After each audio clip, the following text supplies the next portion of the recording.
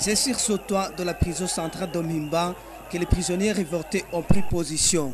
Sur une pancarte qu'ils avaient, il était écrit « Ubuyobozi bwa prison budusubize abantu bacu », ce qui signifie que la direction de la prison retourne nos amis qu'elle a transférés ailleurs. Mais dans l'entretemps, la police se préparait de lancer un assaut afin de les disperser. Une fois en action, la police a utilisé beaucoup de moyens, y compris les moyens non recommandés. En premier lieu, la police a lancé des gaz lacrymogènes sans jamais réussir à disperser ses prisonniers.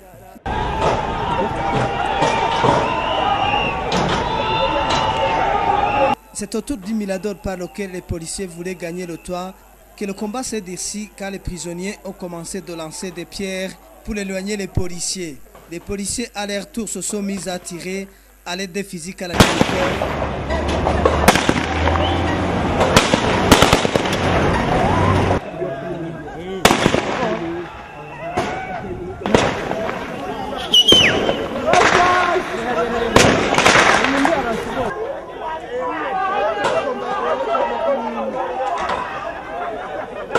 Ces tirs nourris n'ont pas persuadé ces prisonniers qui ont toujours gardé la même position.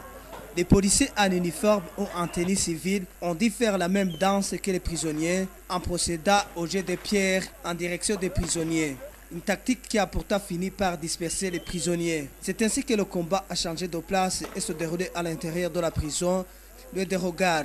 On pouvait entendre des bruits de tirs et voir des pierres lancées à partir de l'intérieur de la prison et des fumées de gaz lacrymogènes qui montaient aussi. Petit à petit, cette résistance a pris fin.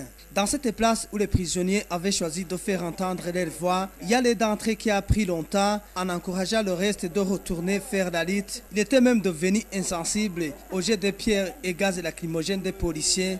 Et avec son tambour sur le cou, il parvenait même à faire des acrobaties. Signalons que les informations reçues de la jouée du directeur de la prison centrale de Mimba nous ont fait savoir que cette révolte est partie d'un transfert vers la prison de Rumongue de 23 prisonniers avant que le reste des prisonniers ne se révoltent en prenant en otage des musulmans qui s'y étaient rendus. Un de ceux-là est même mort, touché par la balle perdue. Il y a eu également 6 blessés d'après la même source.